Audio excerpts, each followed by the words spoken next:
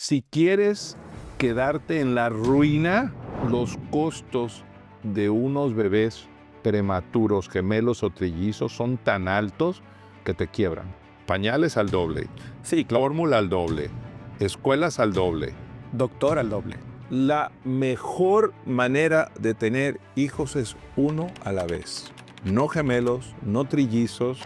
En una ciudad como Chicago, tratamientos de fertilidad, estamos hablando entre 15 y 20 mil dólares. Muchas de las pacientes planean su vida reproductiva, llegan en enero queriéndose hacer un tratamiento de fertilidad pensando en que si me embarazo marzo, pues puedo tener mi bebé antes de finalizar el año. Claro.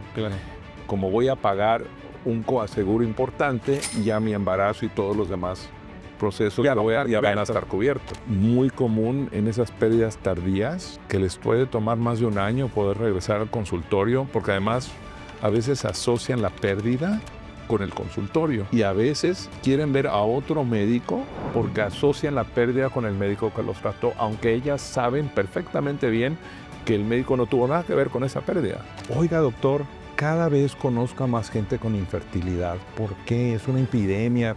Es 1 de cada 6 pacientes, porque nos estamos esperando mucho en empezar las familias. Bienvenidos, activados al podcast con Nachito Conecta. Muchas gracias por estar aquí. El día de hoy tenemos un invitado desde Chicago. Sí, nos lo trajimos directamente al podcast el día de hoy. El doctor Ricardo Loret de Mola. Él es profesor y director de la Escuela de Ginecología y Obstetricia en la Universidad del Sur de Illinois. El día de hoy nos contará cómo inició su carrera para la fertilidad. Esas parejas que no pueden tener hijos y ocurren donde dicen, ¿qué puedo hacer? ¿Cómo obtener la bondad y facilidad de ser padres? Aparte es un experto en toda la parte in vitro y nos dará tips de cómo quitarnos esos tabús y los miedos para el día de hoy poder ser padres. Hablaremos también de la natalidad, cómo ha bajado mucho el efecto de natalidad, no solamente en México y Estados Unidos, sino en todo el mundo. ¿Cuáles son los puntos principales para que podamos tener y quitar esos miedos y tener una gran familia y también financieramente en donde podemos invertir nuestros recursos para ser mejores padres y no solamente monetarios, sino de tiempo, de mucho amor, paciencia y también tendremos una que otra anécdota? No te pierdas este episodio con nuestro gran Ricardo Loret de Mola. Comenzamos. Bienvenidos al podcast, otra vez ya estamos aquí con mi querido Ricardo y un placer porque digo, desde Chicago que viene, donde están las pizzas, las Giordano's, no es comercial, pero ¿cómo estás, querido Ricardo? Bien, bien. Muchas gracias por tenerme aquí, Nacho. No, al contrario, es un placer, de verdad te agradezco porque también lo raptamos un poquito que está en un evento. Me raptó. Sí, lo raptamos un poquito, que le dijimos, vente para el podcast que estamos aquí listos. Pero tienes que decirle dónde nos pusimos de acuerdo. Sí, claro, sí, obviamente. Importante. Tuve el gusto de conocer a mi querido Ricardo en Japón. Tuvimos ahí el placer, a ver si yo tuve el placer de poder conocer una eminencia en todo lo que vamos a platicar también. Pero ahí en una muy buena cena tuvimos el gusto de conocernos. Así es. Cuéntame un poquito en el tema de desde, ahora sí que siempre te gustó en el tema de medicina y la fertilidad, o cómo fue el feeling para decir, voy a ser médico y voy a crear eso que a veces a las familias les hace falta, que es tener un hijo, ¿no? Es muy interesante. Mi historia es muy larga. No sé cuánto tiempo tenemos, pero... Tú, dale.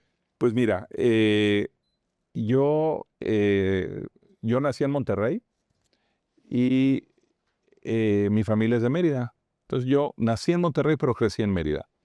Mi padre es exatec o fue exatec y pues yo tenía esa idea de ir a Monterrey y regresar a Monterrey para estudiar. Fui, hice la preparatoria y luego en ese momento empezaba la Facultad de Medicina del Tecnológico de Monterrey. Entonces, basado en todo eso, dije, no, pues voy a entrar al Tecnológico de Monterrey a hacer medicina a pesar de ser una facultad nueva. Ya estando ahí, tuve 2 profesores que fueron muy influenciantes en mi vida. Uno fue el doctor Gerardo Forsbach y el otro fue Pedro Galache. Gerardo Forsbach era un endocrinólogo, excelente maestro, el mejor maestro de endocrinología que uno pudiera tener. Y todo eso de las hormonas y cómo funcionaban las cosas a distancia para mí fue algo realmente increíble. Luego empecé a hacer las rotaciones en ginecobstetricia. Tuve a Pedro Galache de maestro y esa combinación de hormonas con los aspectos quirúrgicos, la salud de la mujer, la obstetricia, sentí que esa era la combinación perfecta para mí como médico. Y ellos fueron los que de esa manera me iniciaron. El problema, estamos hablando en los 80s, la fertilización in vitro en México empieza en el 85. El primer ciclo de fertilización in vitro fue en Monterrey, en el Ginequito de Monterrey, con el grupo del doctor Hernández Ayub y Pedro Galache y Roberto Santos. Me toca la buena suerte de que cuando ellos inician todo el primer centro de fertilidad en México, yo me estoy graduando de la Facultad de Medicina y me les pego porque eso fue lo que a mí me interesó. Entonces estuve ahí presente en esos, pues el inicio de la medicina reproductiva de México. Y pues como cualquier chico interesado, pues estás metido, pones el tiempo, estás ahí todo el tiempo, todos los días. Y se me ocurre, ¿por qué no mandar las experiencias de México a los congresos internacionales? Claro. El primer congreso de fertilización in vitro que existió fue en el 86 en Jerusalén.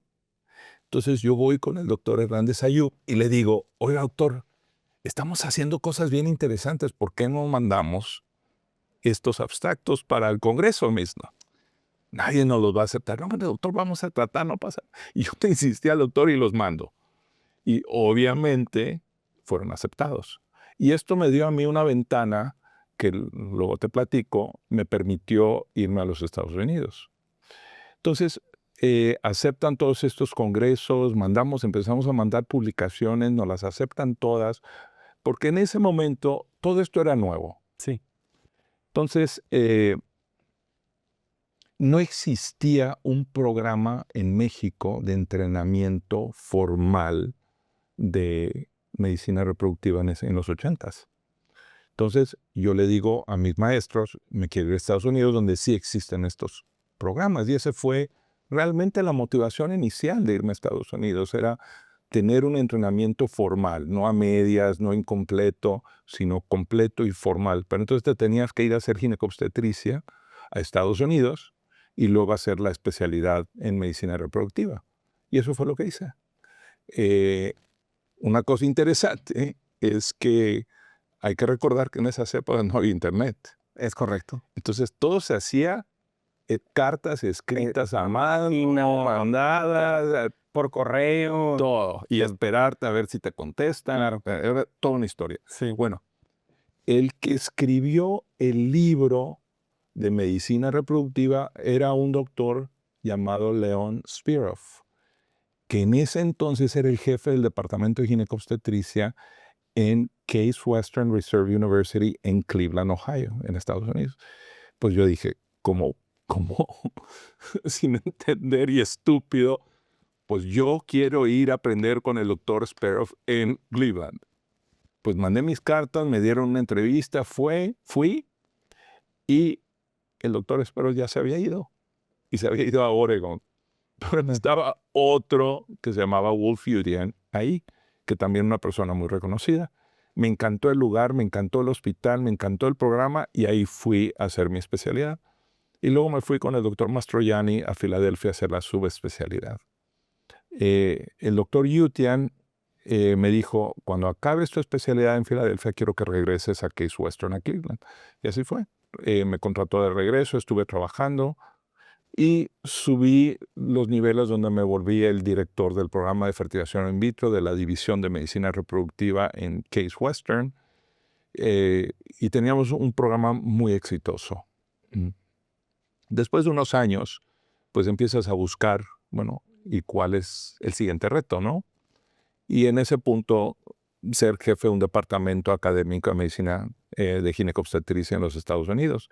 Y fue como terminé donde estoy ahora, al sur de Chicago, en Springfield, Illinois, como jefe del departamento de ginecobstetricia en la Universidad del Sur de Illinois. Y ya estos son hace 19 años que estoy ahí. Fíjate cómo te va cambiando la vida poco a poco y cómo vas evolucionando, pero la tenacidad, y eso es lo que a veces le comparto mucho en cuestión de resiliencia, de tenacidad, de decir, me gusta aquí, quiero hacer esto, pero cuánto ha evolucionado, y también lo digo por el tema del tema financiero, porque antes el tener un efecto de reproducción o para tener las personas que no podían tener hijos, pues era también muy costoso tener tratamientos, ¿no? Evolucionado, ¿qué tanto ha evolucionado en cuestión de los costos de antes a los costos de ahora? En los Estados Unidos es un cambio muy importante. Hoy por hoy, depende del estado donde estés. En Estados Unidos la medicina es muy fraccionada. Hay estados que tienen cobertura completa de tratamientos de fertilidad y estados que tienen cero cobertura y que la gente lo tiene que pagar de la bolsa. En términos generales, en una ciudad como Chicago, un tratamiento de este tipo, estamos hablando entre 15 y 20 mil dólares, sin incluir los medicamentos o lo que se llaman add-ons, que son los tratamientos adicionales que a veces ofrecemos a las pacientes para mejorar las tasas de embarazo. Generalmente no están incluidos. Entonces, una paciente que paga de la bolsa en Chicago, estás hablando de entre 20 y 30 mil dólares por un tratamiento de fertilidad.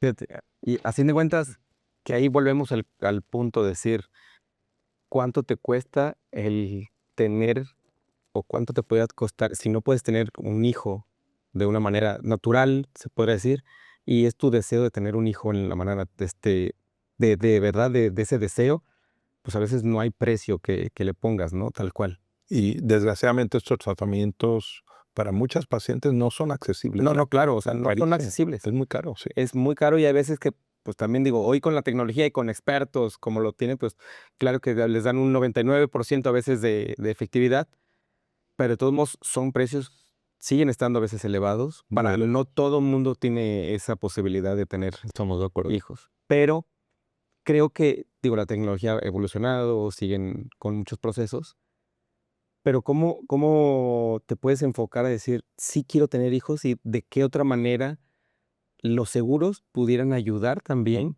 a pues, personas, a familias, a que pudieran tener hijos, ¿no? En el estado de Illinois, el 70% de las pacientes tienen cobertura y el 30% pagan de la bolsa. Esto ya, en Estados Unidos, el problema más grande que tenemos es que el seguro de salud es una combinación del costo que paga el patrón y parte del costo lo paga el paciente o la paciente para tener un seguro médico. Mientras más grande es la compañía, más opciones para negociar buenos precios con las compañías de seguros existen. Cuando trabajas para una compañía pequeña, pues no tienen la capacidad de negociar precios favorables para tener un buen seguro. Y eso varía muchísimo el costo de los seguros en los Estados Unidos dependiendo de eso. Para aquellas pacientes que tienen cobertura para tratamientos de fertilidad, que de nuevo es como un 70% de las pacientes, dependiendo de la compañía donde trabajan, del tamaño de la compañía, pues pueden tener un coaseguro, claro, que puede variar de una cantidad pequeña a una cantidad grande. Y esto puede variar entre $1,000 y $10,000 de coaseguro. Entonces, muchas de las pacientes planean su vida reproductiva, llegan en enero, queriéndose hacer un tratamiento de fertilidad, pensando en que si me embarazo en marzo, pues puedo tener mi bebé antes de finalizar el año. Claro. Como voy a pagar por adelantado un coaseguro importante, ya mi embarazo y todos los demás procesos ya van a estar cubiertos. Claro. Eso te da la facilidad también a programar, pues, ¿no? Financieramente, porque pues el chiste es que no me vaya a costar el día de mañana, ¿no? O sea, tener ese ahorro financiero. Correcto. Y eso es algo muy común. Nosotros ya sabemos dos cosas. En diciembre llegan un montón de pacientes porque ya pagaron sus coaseguros y quieren hacerse el tratamiento antes de que los coaseguros se acaben y empiecen el nuevo año. Claro. O aquellas que llegan en enero y febrero para poder hacerlo todo dentro de ese año. Del año de espera, técnicamente para que el siguiente año lo tenga cubierto. Los meses que tenemos más trabajo es noviembre y diciembre, enero, febrero, marzo. Son como los topes que ya los tienen como vistos. Los tenemos perfectamente vistos. Hay otro pico que es julio y agosto. ¿Por qué? Maestros. También. Como los maestros en Estados Unidos trabajan en las escuelas públicas, como son muy grandes, tienen mucho poder para comprar a precios muy razonables seguros. Y no pueden hacerse los tratamientos durante las clases. Entonces, cuando están de vacaciones, que es julio y agosto, sí, claro. o diciembre, es cuando llegan los maestros y pues como hay muchas maestras y son jóvenes, pues existe una demanda importante en ese grupo de pacientes. Fíjate que en todo ese proceso es a veces complejo porque pues, ustedes también tener el sistema de ahorro, de ver, que decir, ¿qué me impacta? Yo no he podido ser mamá, quiero ser mamá y papá y pues vamos a meternos en ese proceso. Es tener un colchoncito o ver, decir, pues si nos gusta, pues hay que invertirle. Para Ricardo, ¿cómo fue su primera experiencia de su primer paciente? Si te acuerdas de decir. Sí, me acuerdo. Que digas, estás embarazada. Sí. Pues fíjate que mi primera paciente era una paciente judía ortodoxa en Cleveland. Mi primera paciente privada. Una paciente que vino con su rabino a la consulta. El rabino Garfunkel de Cleveland. Y vino y se sentó calladamente en la oficina, tuvimos nuestra conversación, hablamos de los tratamientos.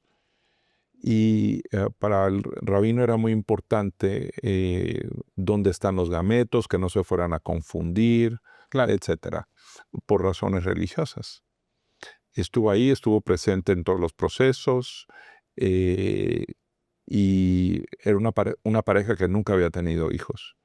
Ya tendrían, no me acuerdo de la edad exacta, pero estaban ya en sus 30s.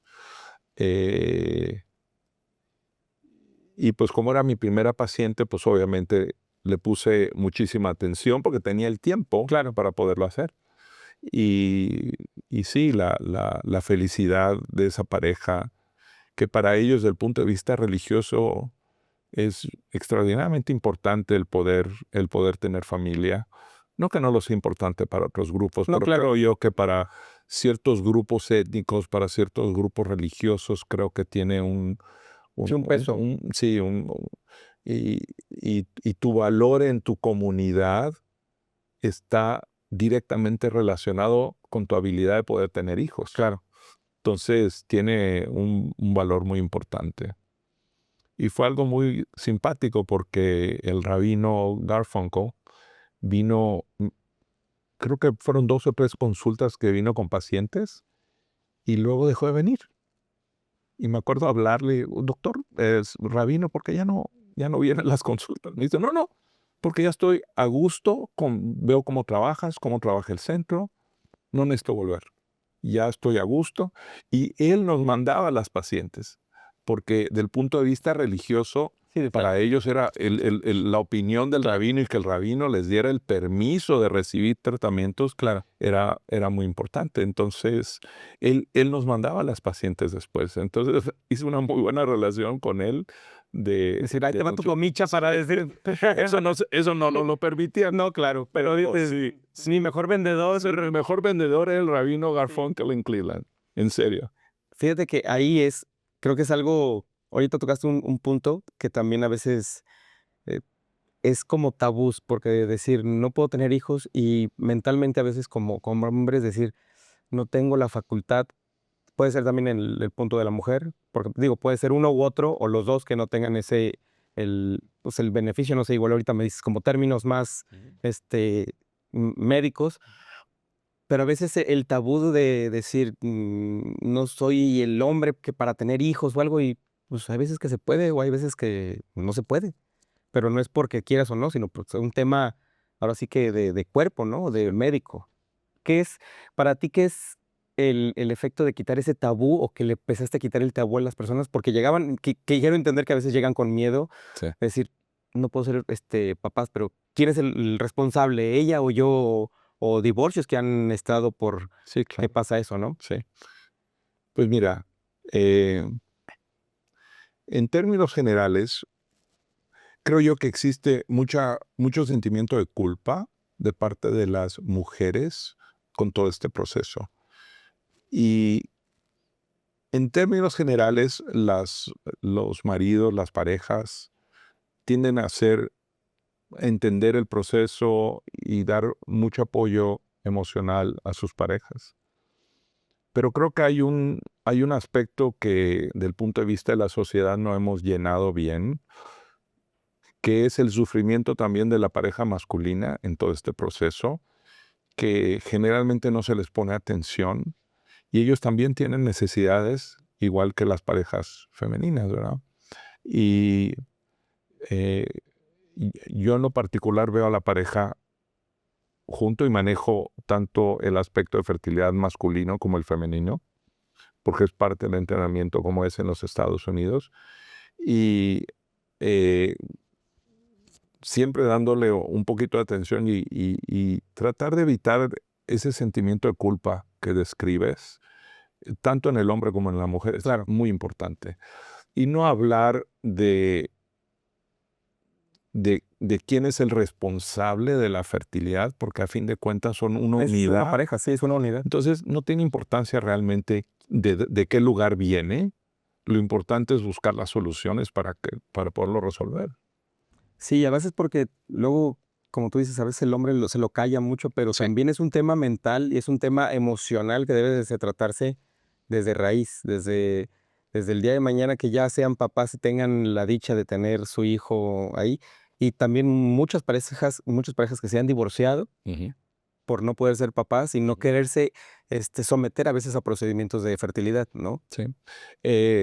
Donde yo veo mucho esto y se vuelve otro aspecto interesante es cuando hay una pérdida de un embarazo. Claro. Cuando se pierde un embarazo, el enfoque generalmente es en la paciente femenina por todas las razones Claro, obvias que obviamente. conocemos, Sí, sí. porque a fin de cuentas ella es la que lo sufre más.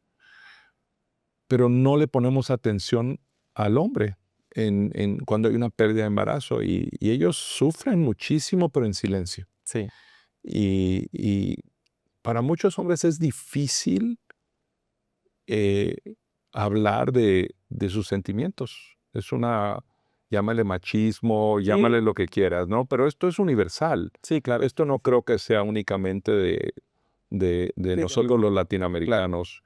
El hombre tiende a sufrir en silencio y creo que es otra área importante donde debemos darle el valor que requiere. Ahorita que tocaste el tema en cuestión de a veces de perder un hijo en el tema del embarazo, en toda tu experiencia y toda tu larga, ahora sí que trayectoria, ¿te ha tocado que después del proceso lleguen a perder Sí, cómo no. bebé? ¿Qué tan complicado es? Es muy complicado. Porque a fin de cuentas, digo, quitando de que paguen lo que tengan que pagar, porque realmente no se hizo, se murió o pasó algo, ¿cómo fue para ti que puedas recordar alguna de las veces que te haya tocado decir, pues se perdió? Porque también, ¿cómo impacta también el como médico, como especialista, psicológicamente decirles y tratarlos, ¿no? Eh, y yo les digo a las parejas que hay una cosa más dolorosa que el no poderte embarazar, y es el perderlos. El perder el embarazo es lo más duro, lo más difícil por lo que pasan las parejas. Eh, pues lo tienes que manejar con, pues con mucha empatía, ¿no? Porque un aspecto que a veces las pacientes no saben es que nosotros estamos invertidos en su éxito, en el que puedan irse a la casa. No es nada más el dinero, no es nada más eh, la, la experiencia personal, etcétera. Es también que uno invierte tiempo, esfuerzo, emociones junto con la paciente. Y uno lo sufre tanto como ellas. No lo demostramos, Claro. porque tenemos que ser un pilar de apoyo para las parejas, ¿verdad? Pero es algo difícil. Y es difícil cuando primero les das el gusto, la emoción de decirles que están esperando, y luego al mes o 2 meses o 3 meses tener que hablar con ellos de que lo perdieron. Eh, y luego hay todo un proceso de recuperación que puede tomar de 3 a 6 meses. Estamos hablando del aspecto físico y Claro. luego el aspecto emocional de esa pérdida. Sí, porque Eh, luego ya se quedan, pues a veces creo yo, como decimos, cistados, decir, sí, no, pues total. le voy a invertir, pero ¿y si lo pierdo? ¿Y si no fructifica? ¿Y si no soy mamá, no soy papá? Pero la fuerza que lleva el querer ser padres es tan fuerte que es muy raro que después de una pérdida una pareja te diga, ya, no quiero hacer nada, doctor, porque es demasiado doloroso. Eventualmente regresan, eventualmente lo vuelven a tratar. Me preguntaste de un ejemplo, ¿no? Te puedo decir de una pareja allá en los Estados Unidos que traté, de hecho, antes de venir aquí a Guadalajara. eh, una paciente complicada con muchos problemas médicos, y con una enfermedad que se llama ovario poliquístico, que un caso bastante severo, y la única manera en que pudimos lograr un embarazo fue con fertilización in vitro, y perdió el embarazo a las 19 semanas sin explicación, sin explicación. Estoy hablando de una mujer de 38 años que tiene más de 10 años tratando de embarazarse, y ese fue finalmente su primer embarazo y lo perdió a las 19 semanas. Esto fue hace un año. Le tomó un año regresar para tener la fuerza emocional de poder volver a intentarlo, y le hice la transferencia este lunes. Entonces, todavía no sé cuál va a ser el resultado, pero es muy común en esas pérdidas tardías que les puede tomar más de un año poder regresar al consultorio, porque además a veces asocian la pérdida con el consultorio, Claro. ¿sí? Sí, sí, sí. Y a veces quieren ver a otro médico porque asocian la pérdida con el médico que los trató, aunque ellas saben perfectamente bien que el médico no tuvo nada que ver con esa pérdida, ¿sí? Pero les trae todas esas memorias que se les vuelve extraordinariamente difícil volver al consultorio. Sí, más se bloquean, ¿no? O Sí. sea, sí, dice, lo bloquean y dicen, no, ahí no, porque no, Ay, no. porque les trae todas estas memorias que son Claro, y el muy recuerdo. el recuerdo, y unas memorias muy desagradables de todo lo que tuvieron que pasar.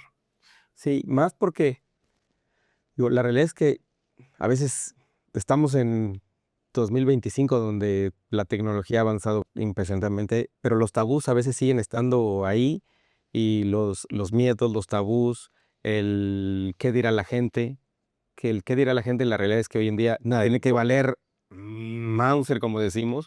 O sea, pero el beneficio de aquí de todo esto es de que como realmente son un parteaguas, la parte de fertilidad, de una esperanza o una luz para poder ser papás, las personas que no pueden tener la fortuna de ser papás de una manera, pues, se podría decir como más, pues, natural, tradicional, pues, se podría decir, ¿no? En ese término. A veces los términos médicos, pues, ¿cómo pueden decirse? Pero de una manera normal, o sea, que llegue Sí. por un... Como fuimos Como fuimos concebidos, tal cual. Pero realmente sí es el efecto de decir, tienen esa bondad y esa, mm, pues, la magia en su cabeza, en sus manos, de decir, se puede hacer de esta manera y puede ser papá, Sí. puede ser mamá. Que eso, a fin de cuentas, como decimos a veces, no tiene un precio porque lo ves reflejado el día de mañana en tus hijos, ¿no? El otro aspecto que también podemos tocar es, y esto es algo que yo escucho mucho de las pacientes, oiga, doctor, cada vez conozco a más gente con infertilidad. ¿Por qué? Es una epidemia. Es una de cada 6 pacientes, de una de cada 6 Ya me da- parejas. Pero sí, está bien, es correcto. Sí, ¿qué tanto es en ese punto? Dices, 1 de cada 6 pacientes tiene el tema de infertilidad. Porque nos estamos esperando mucho en empezar las familias. Y esa es la razón más importante por las cuales se ha incrementado la infertilidad. Ponte a pensar, tu abuelita, Sí, ¿a qué edad tuvo su primer hijo? Tenían 15, 16, 17, 18 años. Digo, eran unas bebés, ¿verdad? Pero esa era la época en que tenían hijos. Y para los 30 tenían 10 hijos. sí, no, está bien raro, digo, y ahí los voy a poner para que me lo pongan en los comentarios, ¿a quién le ha pasado? Uno ve las fotos yo veo las fotos de mi papá a los 25 años y lo veo como un señor de dice, pues sí, digo, no es cierto, papá, pero es la realidad, digo, no, yo lo dije, no, pero Él lo dijo, él lo dijo. la foto yo lo veo de la foto de mi papá, Sí. pero no lo veo de una persona de 25, lo veo de 30, 40, 40 y tantos. Y las personas que tenían 40 ya las veía de 50, 60. Y el de 60 ya estaba listo para morirse. Pero tal cual. Eran los viejitos. Tal cual. Tal cual. Hoy estoy hablando del 2025, veo personas de 18, 20 años, muy niños, Sí. muy niños, o sea, los veo físicamente, y personas de 40, 50, 60, los veo muy jóvenes. Sí. O sea, físicamente se ven muy jóvenes. Sí. Hay unos traqueteados, pero la mayoría, Están muy vividos. están muy vividos, pero la realidad es que se ven Sí. muy jóvenes. Sí. Sí, o sea, realmente es algo que dices, ¿cuántos años tienes? No, 45, 50. Cabrón, tú te ves como de 30 y tantos y todo. Pues, ¿qué te haces? No, pues el alcohol. Sí, pero realmente eso también influye, ¿no? Influye donde Totalmente. te dicen cómo se ven y cómo ha evolucionado, porque lo mismo que tú dices, ya se hacen papás más tarde y antes mi abuelita de 18 años Ya tenía ya tenía hijos, pero parecía a veces de 30, ¿no? O sea, o de 28. Claro, Y no porque sea bueno o malo, sino no sé la vida cómo ha cambiado. claro, por supuesto que ha cambiado. La sociedad ha evolucionado más rápidamente que nuestros cuerpos. Entonces, esto es algo que oigo muchísimo de las pacientes. Doctor, como bien, hago ejercicio, y no me puedo embarazar. ¿Qué estoy haciendo mal? Nada, no están haciendo nada mal. Lo que pasa es que tienes 35 años, Claro, no tienes 21 años. claro. Entonces, el poderte embarazar de manera natural va a ser cada vez más difícil. Y el otro aspecto importante es que las parejas hoy tienen menos hijos de los que tuvieron nuestros abuelos Totalmente. o Sí, nuestros claro. padres. Sí, claro, antes tenían 8, Entonces, 9 y ahorita 1, 2. 1 o 2. Sí, párale de contar. Y párale de contar, en parte porque carreras profesionales, expectativas de calidad de vida, de ciertos conforts, ¿verdad? Que podemos tener en el 2025 que no existían hace 50 o 100 años, ¿correcto? Entonces, las parejas se están esperando más, no están haciendo absolutamente nada mal, tienen vidas muy sanas, pero el aspecto biológico, los cuerpos que tenemos hoy en día no han cambiado en los últimos 100,000 años. Son los mismos cuerpos. Si estuviéramos en África, ya nos hubiera comido un león, Sí. ¿verdad? Porque para los 30 se morían. Entonces, tenías que tener los hijos rápido porque si no, desaparecías del mapa. Y hoy en día ya no es así. Entonces, ese es el aspecto más importante, el aspecto de que cada vez tenemos menos hijos. La expectativa de las pacientes es que esos pocos hijos que van a tener tienen que ser sanos, porque el costo de un hijo enfermo es brutal. Sí. Y que cada vez estamos esperando más a tener hijos porque estamos buscando todos esos conforts que solamente se dan con el tiempo. Así es. Entonces, esa es la razón más importante por la cual vemos cada vez más parejas con problemas de fertilidad. Muy bien. Ahorita vamos a ir a nuestra primera pausa y regresando, te haré unas buenas preguntas en cuestión de qué tanto, para regresar con toda la actitud, qué tanto se puede hacer el embarazo para que sean gemelos, trillizos, cuadrillizos, que generalmente vemos a veces en las parejas.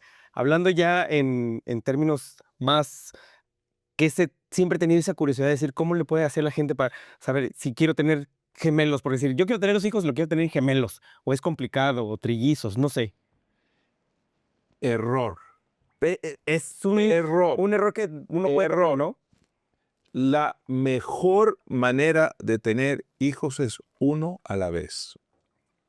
No gemelos, no trillizos. Las complicaciones del embarazo que ocurren en esas pacientes son fenomenales. Tú puedes ver a dos bebés muy bonitos, vestidos en la carriola, igualitos, con matching outfits, todo lo que tú quieras. Pero muchos de esos niños nunca van a llegar al potencial que Dios les hubiera dado. Tienen muchos problemas médicos, de aprendizaje, no llegan a desarrollar su máximo potencial. No quiere decir que no hayan gemelos que lo puedan hacer, pero del punto de vista de médico quedan limitados. También para la mamá, a fin de cuentas, por un Por tema. supuesto, complicaciones, diabetes gestacional, partos prematuros, cesáreas, que a veces innecesarias. En el 2000 publiqué un artículo del costo de lo que es tener gemelos en los Estados Unidos. En el año 2000, estamos hablando hace 25 años, el costo adicional por bebé en los Estados Unidos de gemelos eran $350,000 adicionales de gastos por bebé. $700,000 de gastos adicionales por gemelos. Si quieres quedarte en la ruina, los costos de unos bebés prematuros, gemelos o trillizos son tan altos que te quiebran. Fíjate, es que a veces lo podemos, digo, yo a veces veo a las familias que traen sus gemelos y digo a veces, ay, qué padre, pues empezaron rápido, dejaron con 2, querían 2, ya le hicieron, ya no, pero qué tanta complicación económica. Grandísima. Y eso Ya, ya deja el tema de, o sea, la parte de salud, pero Sí, claro. económica, ¿no? Económica puede ser muy alta también. Altísima. Ahora, aviéntate esta. Pañales al doble, Sí, claro. fórmula al doble, escuelas al doble, Doctor al doble. doctor al doble. El doctor no te va a dar el 2 por 1. Sí, 2 por 1, porque es la misma situación. No, porque son totalmente diferentes las regiones, ¿no? O sea, a ver, es lo que decimos, de las familias tienes 2 hijos, pueden salir los 2 exitosos, o uno exitoso y el otro medio, o el otro no. O sea, son 2 seres humanos totalmente diferentes. Totalmente, con diferentes personalidades Totalmente. y necesidades. Entonces, cuando tú los espacías 1 año o 2 años, pues tienes un poquito de espacio para pues respirar Claro. de lo que son los costos. Y de nuevo, el mundo ha cambiado. No sé si te acuerdas, bueno, hablo de mí, muy probablemente tuviste una experiencia muy similar. Oye, ¿cuántos pantalones tenías de chico? Yo tenía un par de jeans, unos par de shorts, porque crecí en Mérida, había mucho calor. No sé, mi ropa eran 2 cajones y ya. Hoy en día, No, ¿cuáles son las expectativas? de zapatos eran hasta que se te vea, o sea, del dedo salga de la suela. No, Y era un tenis y un zapato ya. no, yo ni eso, porque a mí me pusieron zapatos ortopédicos. Ok. Un par de zapatos. Ah, claro, sí, ya. Y si no me los ponía, me regañaba mi mamá. Entonces los Se tenía. cortó. Oye, no costaron 3 pesos. Sí, sí, claro. Entonces, no teníamos la cantidad de bienes materiales creciendo de lo que tienen hoy las gentes. Claro. Y de nuevo, porque asociamos el bienestar material con la felicidad Así es. y no tienen correlación. Es correcto. Entonces, las expectativas de una pareja hoy de nuevo, pues tengo que tener el cuarto del bebé, lo tengo que decorar, lo tengo que pintar, comprar la carriola, comprar... Oye, y son carriolas, y digo, esto, a fin de cuentas, yo, como les digo, toda la parte siempre es darles un punto financiero también, pero la gente, con todo respeto, que compra, y si no hay, pónganmelo en las notas, carriolas de 80,000 pesos, Por favor. hablando en dólares, de 3, 4,000 dólares. No, por favor. El bebé no va a saber la diferencia. Es nada más para presumir. Con todo respeto, es un pinche ego mal infundado. Total. O sea, es por ego. Es saber quién tiene la carriola más grande. Sí. O sea, por una carriola ¿Hacer asociaciones con hombres? Claro, o sea, digo, una carriola de 4,000, 5,000 dólares, si tienes el dinero, digo, y dices, Pero te estás perdiendo, claro, te estás perdiendo esencia. en la esencia de lo que es ser padre. Estoy totalmente de acuerdo, porque no es el efecto de decir, tengo la carriola, sí, tienes de 5,000 dólares, pero ¿qué tanto tiempo más bien le das al bebé o a tu hijo o hija? ¿No? Sí, Los no niños no necesitan eso, los hijos necesitan tu tiempo, necesitan tu amor y el estar presente en sus vidas. Eso no se puede comprar. No se puede comprar. Si me preguntan a mí, me dicen, oye, te digo, en general, decir, ¿te alcanza para comprar una carrera de 4,000, 5,000 dólares? Probablemente sí, pero no lo voy a comprar porque ¿Pero para qué? yo compré una de esas de las de tijer Sí, sí. y se la pasaba a mi hijo y compré una, me acuerdo, la primera carriola para mi hija con puntos de la tarjeta y fueron, creo que se me costó 4,015 pesos. Una madre sí. Y no es para decir, no, es una carriola. Claro. Y yo lo baso en una carriola como un ejemplo burdo, tal cual, pero en cuestiones, Pero es cierto. a veces se pierden, ¿no? Se pierde la esencia de lo que es realmente ser padres y formar una familia, que no tiene nada que ver con los bienes materiales. Es correcto. Y creo yo que muchas parejas, de nuevo, se pierden en el proceso de ser padres por todos estos aspectos económicos de los que estamos hablando y pierden la esencia de lo que realmente es importante, que es contribuir a una nueva vida. Claro, y a la sociedad. Y a la sociedad. Con una persona de bien, ¿no? Por supuesto. Tú les has hecho la pregunta, que creo que puede ser una pregunta a veces clave para los que están viendo que quisieran ser papás por primera vez o tener esa bendición o esa fortuna a veces de que si no son papás con un sistema de fertilidad de in vitro y todo. A veces la pregunta es, ¿por qué quieren ser papás? O sea, esa pregunta creo que sería algo... Fíjate que nunca les he hecho esa pregunta porque creo que a mí no me corresponde como médico hacer esa pregunta, porque mi trabajo es ayudarlos, Claro. no preguntar por qué las intenciones. Pero sería una pregunta interesante, ¿por qué quieres ser padre? Creo que sería una pregunta. Yo lo analizo porque en el tema emocional, decir, ¿por qué quisiera ser papá? ¿No? O mamá. O mamá, sí, o sea, papá en general, Padres. padres. Padres. Tienes razón. ¿Por qué quisieran ser padres? Esa sería la primera. ¿Qué tanto tiempo le van a dedicar a ser padres? Ujú. Porque digo, hoy en día, todos los que somos papás, tengo la fortuna de tener mis 2 hijos, pero seguimos aprendiendo día a día. La regamos. No vienen con instrucción. No viene con una instrucción, o sea, no viene aquí atrás del bebé con la instrucción de Y no úsese. tiene un cue code. No, tampoco. O sea, la seguimos regando. Pero hoy me hago una pregunta que a veces yo creo, hasta hace 11 años que me han dicho, o 12 años que me han dicho, ¿por qué quisieran ser padres y qué tanto tiempo le vas a dedicar a sus padres? Porque yo lo analizo de los 2 aspectos de antes y de ahora. Yo creo que también te debe haber pasado igual, que es, pues yo a mi papá no lo... Bueno, mi papá nos dejó, ya saben mi historia, pero me dejó muy, muy niño, pero el general es no ves a tu papá porque se la pasa trabajando de 8 a 8, 9. Total. Así fue mi Estás padre. con la mamá y la mamá te educa, te lleva a la escuela, no, nunca viste a tu papá en... Y el papá era el que, si no te portas bien, le voy a decir a tu papá. Sí, claro, sí, sí, sí.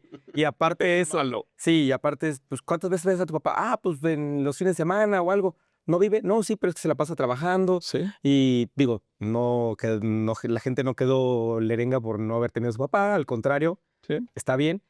Y hoy veo Ahora son mucha... los dos. Sí, ahora veo mucha, pues compatibilidad en cuestión de que pues ves al papá en las juntas de las escuelas o el convivio de los hijos, en general, ¿no? Yo y como he visto las evoluciones. Y si no vas al convivio es todo un drama porque no viene un papá, pero pues te la pasas trabajando también. Sí.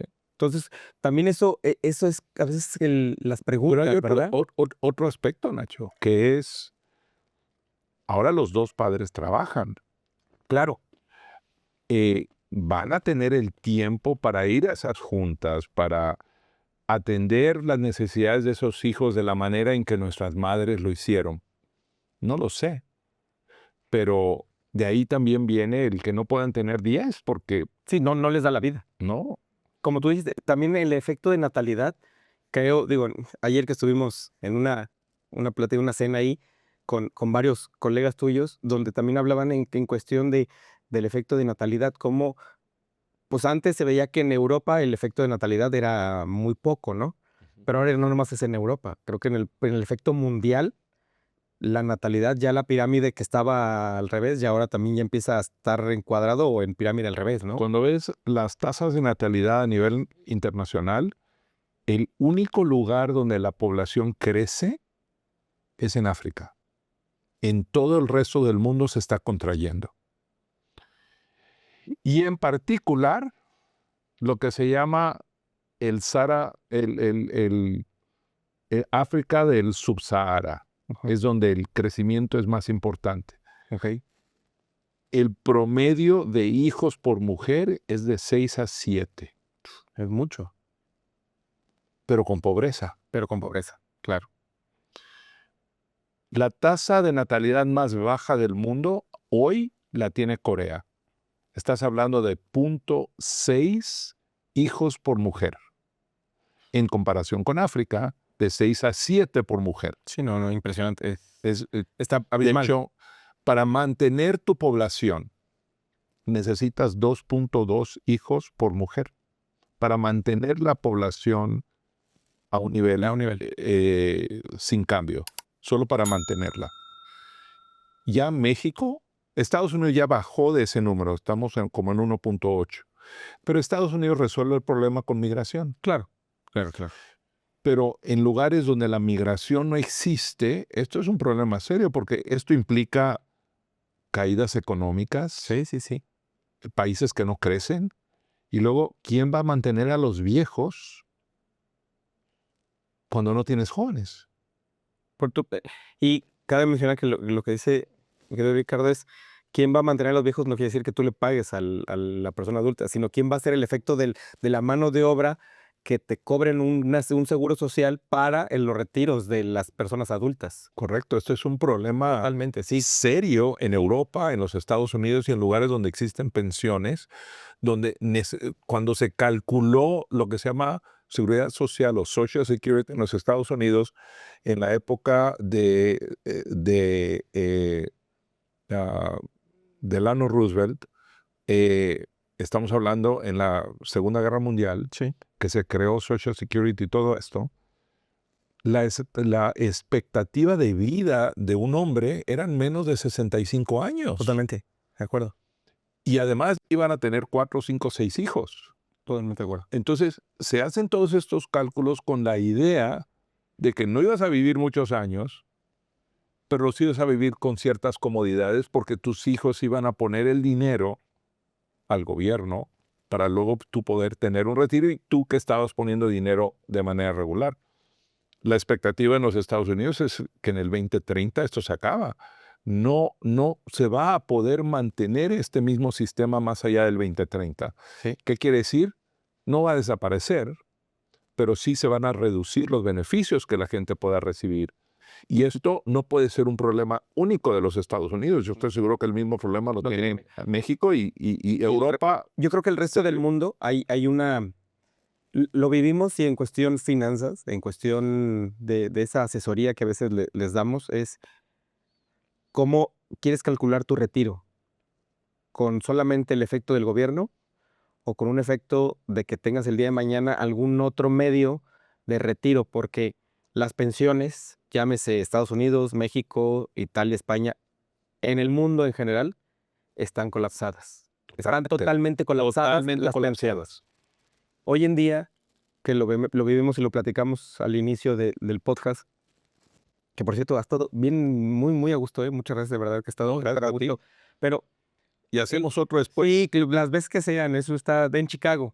Andale, Lo hacemos en Chicago. comiendo pizza. Me parece bien. Bueno. Y lo estamos apalabrando ya con una de Jordanos y un vino que te estaría exquisito. Pero, fíjate que lo dijiste al principio, ¿por qué el efecto de las personas de fertilidad están tardando mucho? ¿O por qué tardan en embarazarse? Porque se están esperando en cuestión de la parte laboral y todo, ¿no? Pero al tardarse, el efecto natalidad también en los países va disminuyendo. Correcto. Entonces, todo eso impacta en de que el gobierno, no del México, del mundo entero, las pensiones están subsidiando más a la gente adulta. Adulta ya estoy hablando de 70s, 80s, 90s, porque ya no son 60s. 60s, 65, 70s, siguen siendo jóvenes y siguen las personas trabajando todavía, porque las personas de 65... ¿Cuál promedio de vida en México? ¿78? 78, 82 años más o menos. En Estados Unidos son 82. Estamos hablando que vas a estar retirado 15 años. Totalmente, así es. Y el gobierno te va a pagar 15 años. Correcto. Pero esos 15 años, hay muchos que están pensionados y dice, tengo que seguir trabajando porque no me alcanza con la pensión que me están dando. Correcto. Y entonces es un problema mundial de que las pensiones están colapsadas, no en México, en el mundo entero. Y luego hay otro problema, Nacho, que es el problema de, que ya lo mencionaste, pero también la falta de mano de obra. Como no hay jóvenes, pues tienes que jalar a los que están más viejos para hacer la labor y el trabajo que antes hacían los jóvenes. Así es. Entonces, esto tiene implicaciones muy importantes. Y severas. Creo que tenemos que hacer como una conciencia de a dónde queremos llevar también el efecto país. Llámese cualquiera que estén viendo, o sea, México, Estados Unidos, Canadá, Centroamérica, Sudamérica, el país que sea, a dónde queremos llevar el país, pero con conciencia de uno, y decir, quiero tener 2 hijos, 3 hijos, con un tema de que no me puedo embarazar. Bueno, tenemos el beneficio de fertilidades. Claro. ¿Y a dónde llevaría el tema de fertilidad? ¿Tú cómo lo ves de aquí a 5 años y 10 años? Te iba a hacer un comentario antes. Dime. De Dinamarca. Dinamarca es un buen ejemplo de lo que un país decidió. Claro, Dinamarca es más chico que un estado de México, ¿sí? Tiene una población de 4 o 5 millones de gentes. Pero ellos se dieron cuenta en los 90s que su población estaba declinando y que la gente no tenía hijos. Hicieron un plebiscito. ¿Qué hacemos? ¿Abrimos las puertas a la migración o pagamos la fertilidad? Pero al pagar fertilidad, estamos hablando no solamente de los tratamientos de fertilidad, sino dar tiempo libre a los hombres, a las mujeres, pagar sueldos y promover familia, el crear familias. Se hace el plebiscito, votan, no queremos migración, queremos que se apoyen a las familias. Interesante, hacen un cálculo económico. ¿Cuánto dinero le deja a los cofres del Estado un migrante y un nacido en el país? En el país. El cálculo era que por cada ciudadano que nacía en Dinamarca, era 1 millón de euros que entraban a los cofres del Estado. Pero un migrante, 300,000. Entonces, del punto de vista económico Claro. y del punto de vista social, mantuvieron su conciencia de país, sus costumbres de país, sus idiosincrasias de país, además teniendo el valor económico de que era mejor tener hijos que abrir las puertas a la migración. Y tomaron esa decisión y el país ha ido creciendo. No creo que estén creciendo en la manera en que ellos quisieran, porque por todas las cosas que hemos hablado, pero han podido mantener su población y tener una conciencia de grupo y de país, ¿verdad? Que creo que también tiene un valor para un país mantener esa conciencia de país y de grupo, idiosincrasias, ¿verdad? Que todos tenemos en nuestros países. Pero esa fue una decisión económica para justificar el apoyo a los tratamientos de fertilidad. Sí, y más porque, a fin de cuentas, ahí con lo que comentas hablas donde un país como Dinamarca pues, tiene un gobierno que realmente utiliza el efecto impositivo, hablando de la recaudación, para el crecimiento del mismo país, ¿no? O sea, es Perfectamente justificado. justificable. O sea, a fin de cuentas, ahí, no, si yo le pago a los impuestos, no tengo que pagar un excedente de gastos médicos, un excedente de escuela, un excedente de salud, un excedente de seguridad, porque me lo da el gobierno. Y además el costo de los tratamientos de fertilidad, estamos hablando de, no sé, 10, 15, 20, 30, 40, 50,000 euros. Pero vas a percibir 1,000,000 después. Pagarle a los padres para que se queden en la casa. ¿Cuánto puede costar eso? Lo que cueste. Por un año, 2, 3. Sigue estando del lado positivo. Claro, sigue estando del lado positivo financieramente. Sí. Y esa fue una decisión que tomaron ellos. Difícil de poder extrapolar eso a un país como México. Muy, muy, muy difícil. Pero Digo, podríamos tomar algunos elementos en algunos países, algunos elementos positivos del punto de vista económico, donde uno pueda justificar del punto de vista de país, de crecimiento económico, el mantener tu población. claro. Creo que también en un efecto de mantener la población, porque ya no estamos hablando a veces de 2 hijos por familia, a veces es un hijo por familia solamente, ¿no? Y puede ser entre preocupante porque el efecto natalidad pues va disminuyendo y el efecto per se de un crecimiento económico en el país pues disminuye. Eso es una regla básica, Sí. pero también el gobierno dice, si pues no le pago, pues no le quito. O sea, tratar de incentivos, por decir algo, en Estados Unidos, ahí por los hijos también te dan una deducción directamente en tus impuestos. Sí. Importante. Sí. Creo que en México pudiera ser donde, pues en México solamente dan por colegiaturas, pero es una literal, eso y nada es lo mismo. Así. Entonces, creo que en México el país como gobierno pudiera dar incentivos, es decir, si tienen 2 hijos, 3 hijos, pues tienen tanto deducción, de una deducción ciega donde lo van a plasmar en su declaración y les ayude en sus temas de impuestos. Porque también va implícito donde si el seguro no tiene capacidad, pues tienes que ir al médico privado, Claro. al pediatra privado, las escuelas privadas. O sea, eso impacta en de que el gobierno no tiene la capacidad instalada de darle a todo el país ese servicio.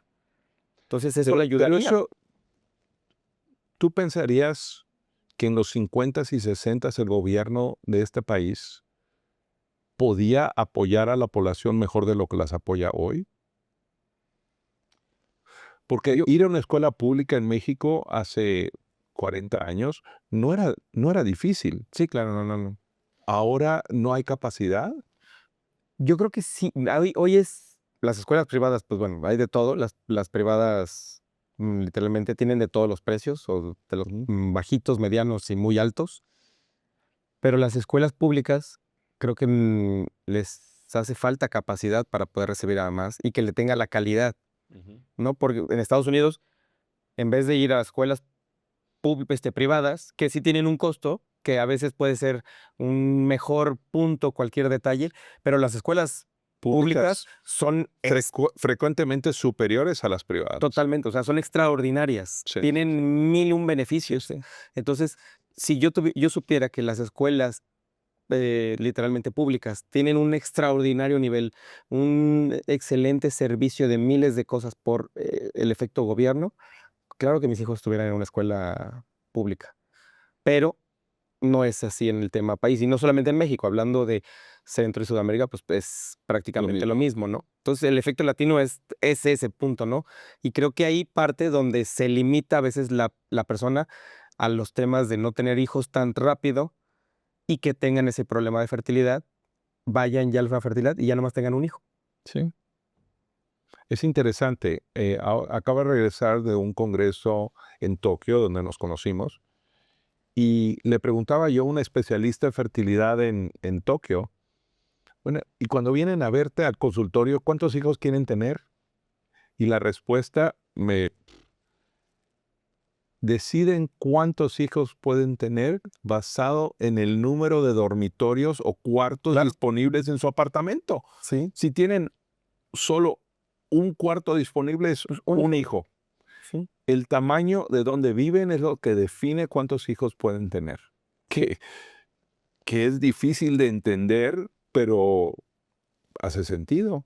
Sí, porque dices, pues, ¿dónde que meto otro? Ya ¿Dónde meto otro? no cabemos, ¿No? Y aparte digo que los cuartos No, están chiquititos. así, Sí. o sea, Una ciudad muy sí, cara para vivir. sí, claro, y están así, se escucha el ronquido Pero- de la persona al lado, pues no, claro que no. Pero de nuevo en México, como han crecido las ciudades, También. esto va a tener un impacto en México de alguna manera, tarde o temprano. No podemos, una ciudad como Guadalajara, que no puedes ya ni moverte de un lado a otro de la ciudad por el tráfico. No, el tráfico es impresionante, ¿no? Lo que Eso vas- tiene que tener un impacto en Sí. cuántos hijos puedas tener. Me preguntabas del futuro. ¿Cuál es el futuro de la fertilidad? El futuro de la fertilidad es la automatización. Creo yo que se están desarrollando